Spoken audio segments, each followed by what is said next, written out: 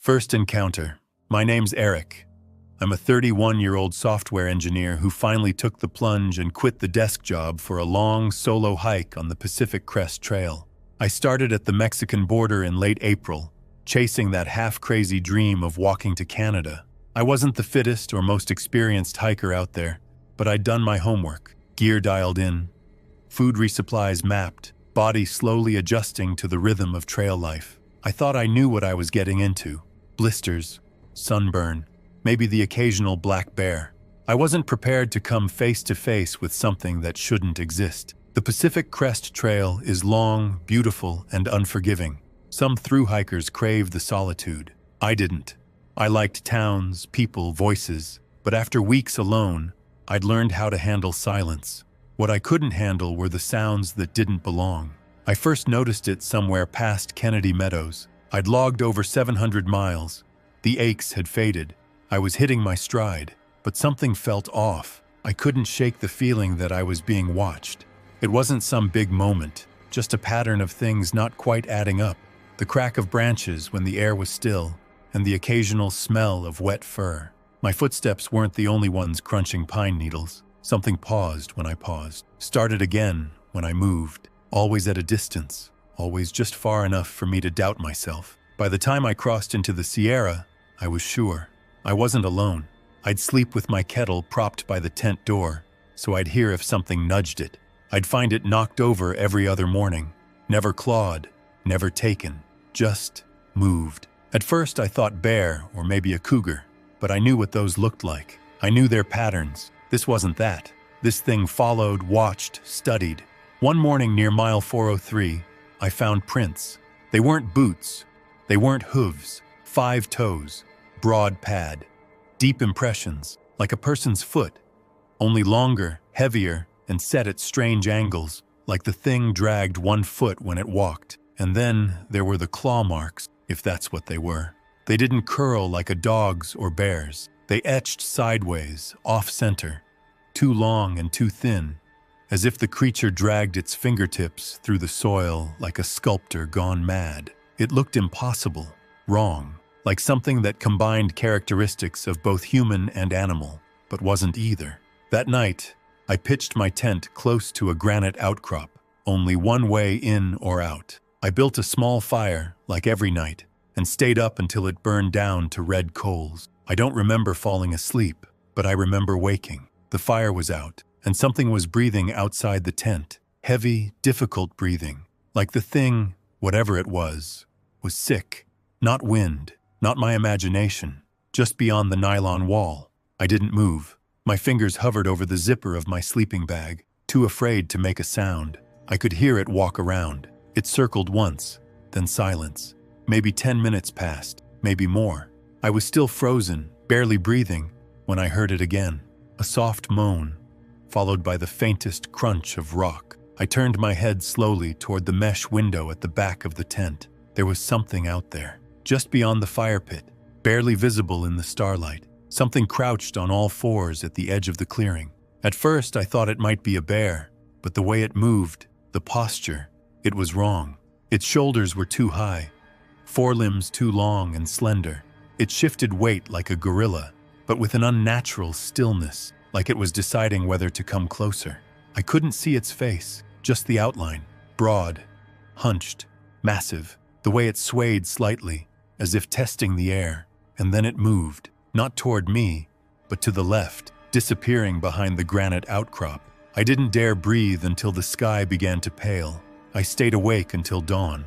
When I finally stepped outside, there were no tracks, nothing disturbed, except for a few things. My kettle was lying 10 feet from the tent, half buried in pine needles, as if it had been dropped or tossed. The bear spray canister that had been tucked beside it, right at my feet inside the tent, was outside too. Its safety cap still intact, but the metal scuffed and dented.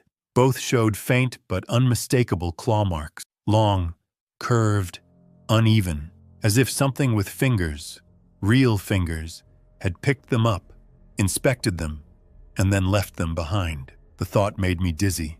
It had been inside the tent, while I slept, close enough to take things from beside my feet. I didn't eat that morning. I packed and left fast. Walked all day, didn't stop for lunch. I passed hikers going southbound, but didn't say a word.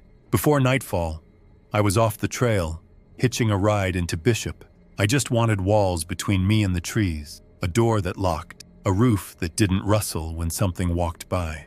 I didn't care if it was a motel with peeling wallpaper or a friend's spare couch. I just needed the forest behind me. The sight of those endless pines made my stomach knot. Every shadow between the branches felt like a threat. I didn't want adventure anymore. I wanted escape. That was the last time I went hiking. Second encounter. My name's Theo. I'm 34, a seasonal trail medic and search and rescue volunteer. I've seen a lot out here. Dehydration, injuries, hypothermia, even a suicide once. But nothing like what happened just below the snow line on the Pacific Crest Trail near the Washington border. It was early in the season. Too early. The snowpack was still thick above 6,000 feet, and most thru-hikers hadn't pushed into Washington yet. I wasn't even supposed to be that far north, but I had gotten a call about a missing hiker who'd been trying to beat the season. No contact for days. Last known ping from a GPS beacon was off a ridge near Glacier Peak. I made camp below the snow line. Cold, thin air, dense pines, absolute silence, except for the wind groaning through the trees. I'd been on the trail for 8 hours and hadn't seen a single footprint in the snow ahead of me, just wind-swept drifts and old animal tracks. The next morning, I moved uphill, checking drainages and tree wells for signs of someone having taken shelter. Around mid-afternoon, I found a torn backpack half buried under a deadfall, canvas shredded like it had been clawed, not torn by rocks or weather. A few items had spilled out: a cracked headlamp, a crushed chocolate bar, shredded maps. No blood, no body, just wreckage. Not far from the pack, I found something worse. A staggered set of footprints, one clearly human. Hiking boots, thin tread, the right size for the missing hiker. But beside them were other deeper impressions, wider, flat-soled at first glance, but the toe splay was wrong, too far apart, clawed, like something had walked beside him or followed him. I kept moving, tracing the prints to a dense stand of pines where the snow thinned under thick branches. There, half hidden in the brush, was a crude shelter.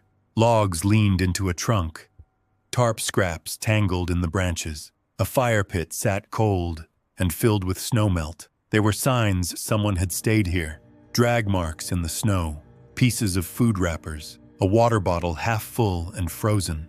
But what chilled me was the extra set of clawed prints leading right into the shelter, and none leading out. Something had gone in after him, and only one set of prints walked away.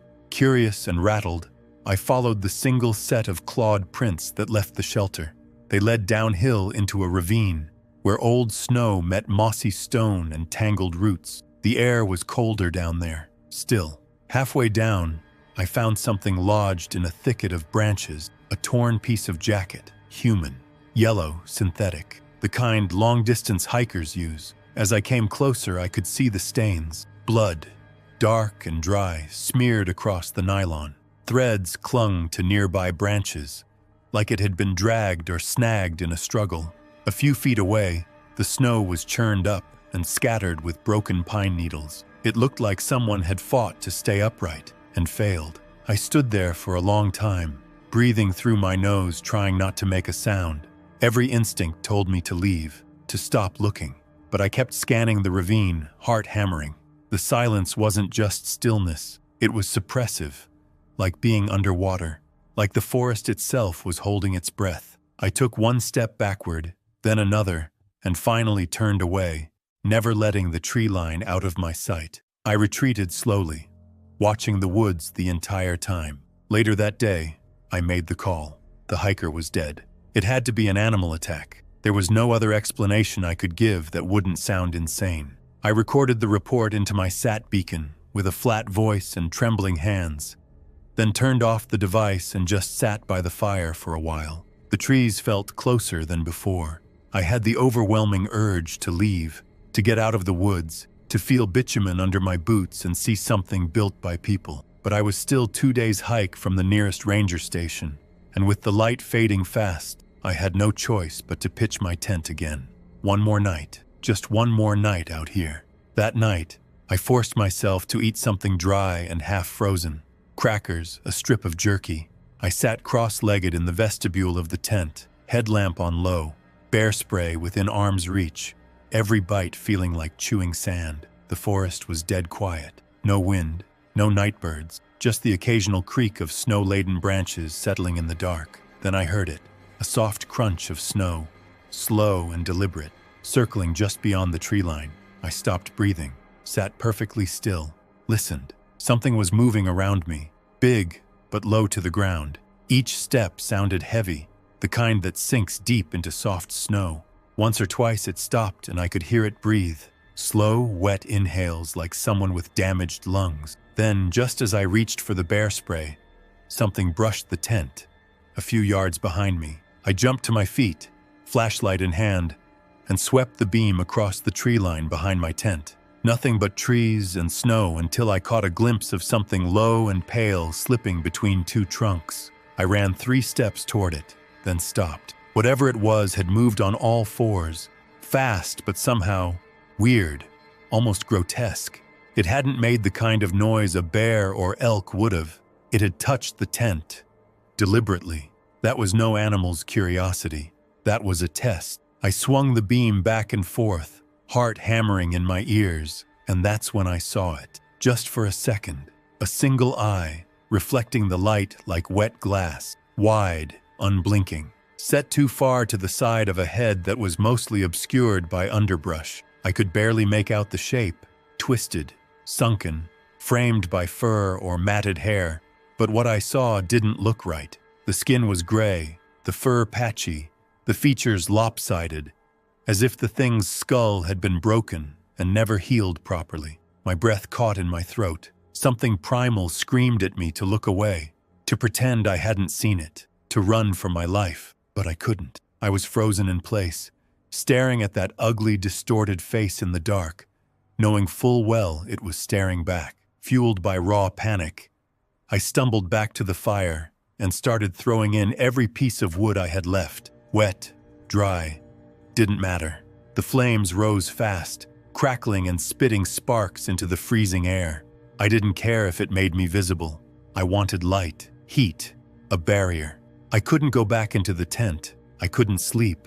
I couldn't even sit. I just stood there, flashlight gripped in one hand, bear spray in the other, watching the trees around me. Every few minutes, I heard movement, twigs snapping, snow crunching, but never saw anything. The creature never showed itself again. It didn't need to. It knew I was trapped, and it knew I was afraid. I watched the woods all night, fire roaring behind me, too terrified to even blink. I didn't move, didn't breathe, just stared into the dark, waiting for the sun to come up. Nothing else happened that night. No more sound, no more shapes in the dark, just silence. A thick, watchful kind of silence that never let me rest. I stayed by the fire until the sky began to pale, my hands numb, my back aching from staying rigid for hours. As soon as the first real light broke over the ridge, I moved, fast. I packed up my gear in minutes, hands trembling as I began dismantling the tent. That's when I saw it. A single handprint smeared in drying blood across the back wall of my tent, twisted and oversized, like it had been left by something almost human. 5 fingers, long and warped, nails like claws. The print was crooked, as if the bones beneath the flesh weren't aligned right. I didn't examine it long. I should have taken a photo, bagged the tent, something, but I couldn't. I just stared for a moment, then turned away and started walking, fast, without looking back. I didn't stop until the trees began to thin and the air felt breathable again. That was my last shift in search and rescue. Third encounter. My name's Connor. I'm 27 from Sacramento, and this hike was supposed to be a reset. After a bad breakup and a burnout-level job, I sold half my stuff, left the rest in a friend's garage, and started north from Campo with a pack and a plan. Complete the Pacific Crest Trail solo. Well, not entirely solo. My dog, Rizzo, came with me. A wiry mutt with a shepherd's coat and a husky's eyes. Smart as hell and loyal to a fault. He slept curled against my legs every night, and kept his nose in the wind whenever we crossed fresh scat or prints. I wasn't a wilderness expert, just stubborn and ready to disappear for a while. By the time I hit Oregon, I'd gotten used to the rhythm. Wake, walk, eat, sleep, repeat. I hadn't spoken to another person in days. My legs were lean, my beard was coming in, and my thoughts had started to feel quieter. Until Crater Lake. Somewhere outside Crater Lake, Oregon, the trail thinned out, pines crowded the sky, and the air turned damp with early evening fog. I was 100 miles from the last major resupply and hadn't seen another hiker in 2 days. My phone was dead. No signal anyway, just forest. That's when I smelled wood smoke, faint, sweet, like cedar.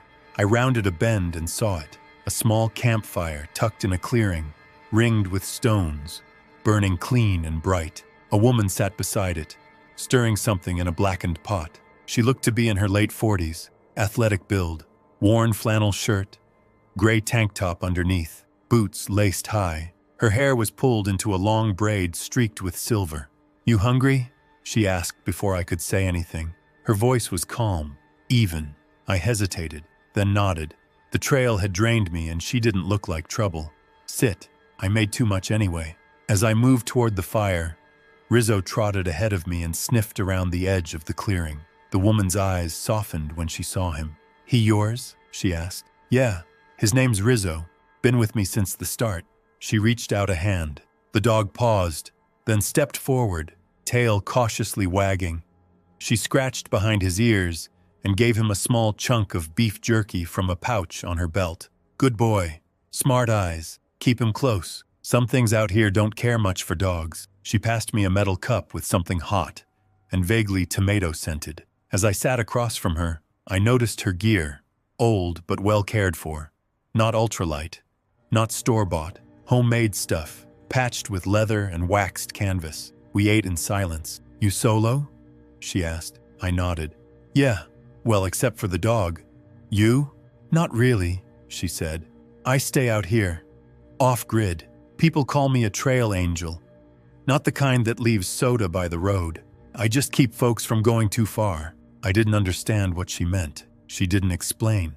Later, as the light faded and frogs began calling from a creek bed nearby, she leaned forward and said, "You know something prowls these woods, right? Not a bear, not a cat, something else." I forced a laugh. "You mean the Crater Lake monster?" She didn't smile. "No, I mean the thing with backward knees, the one that mimics your voice." She looked past me into the trees, her fingers tensed around the handle of her pot. "It comes closer when you talk." That night, I pitched my tent just a few feet from hers. Rizzo curled up as usual by my feet, the fire casting long shadows between our camps. I watched her sit motionless, eyes on the tree line until well after midnight. By morning, she was gone. No note, no sign of her having packed up, just vanished. The fire pit still warm. Rizzo and I continued on, her words gnawing at the edges of my thoughts. I told myself it was just folklore, trail talk to scare the new guys, but I kept him leashed that whole day, never letting him out of sight. That night, I pitched the tent on a slight rise, hoping for visibility, still uneasy. Then it came for us. Sometime in the dead of night, I woke to a sharp yelp. "Rizzo." I sat up, heart in my throat, just in time to see a blur of movement, something dark and hunched, dragging him out of the tent, illuminated by the dying campfire. It was fast, so fast, and moved wrong. Its limbs bent at unnatural angles, its back arched like some grotesque, muscular thing that didn't resemble any animal I'd ever heard of. For a split second, the firelight caught part of its head, elongated, furred, with wide, reflective eyes and a mouth that looked too long, too low. I froze, helpless, as Rizzo thrashed and kicked desperately, his nails scrabbling against the dirt, howling in blind terror. His cries cut deep. My brain refused to process what I was seeing. My dog, my companion through college, failed relationships and months of trail and silence, being yanked away by something that didn't look like it should exist. I almost pissed myself. Never in my life had I been so terrified. "Rizzo!" I screamed, finally, stumbling forward 2 steps before collapsing to my knees. My voice cracked. I shouted his name again, louder, until my throat burned. The sound bounced off the trees and vanished into the dark. He kept screaming, and I kept calling for him, useless and shaking. It didn't matter. Nothing answered but the snapping of branches and something growling just out of sight. Then came the worst, sounds of a struggle. Raw, violent. Branches snapping like bones, snarling so loud it echoed through the trees. Rizzo screamed. There's no other word for it. Long, terrified, almost human. Then a horrible, tearing sound, followed by yelps that turned into choked whimpers. Then silence. Then one last cry, piercing, agonized, absolutely desperate. Like he knew he was dying. Like he was desperately calling for help that wouldn't come because I was frozen in fear. And then, finally, that wet, choking whine. The sound of something vital being crushed. Then nothing. Just the wind in the trees and the fading pop of the fire. For a moment, I sat there frozen, unable to move. The heat from the coals doing nothing for the cold crawling up my spine. Then I crawled back into my tent, shaking. I zipped it shut like that thin layer of nylon could keep anything out. I found the bear spray and gripped it with both hands, holding it like a weapon, like a prayer. My knees were tucked against my chest. The coals hissed outside, casting faint orange light against the tent wall. I could still hear branches crack from time to time, not far off, like it was still out there, dragging, feeding. My face was wet, but I didn't realize I was crying until my hands started to slip on the canister. Just as I was about to relax a tiny bit, I heard a sound from the trees, a mimic of my own voice calling my dog's name. Warped, slow and wrong. Then it growled, low and guttural, twisting Rizzo's name into something bestial, like it was trying to speak but didn't quite know how. Hearing that thing growl my dog's name in the dark was worse than anything I'd ever heard, worse even than his cries as he was torn apart. It knew that I was there. It taunted me. I didn't sleep at all that night. I just waited for the sun, whimpering and crying. When the light finally came, I ran. Left my pack, my tent. Left everything. Didn't stop until I hit the highway.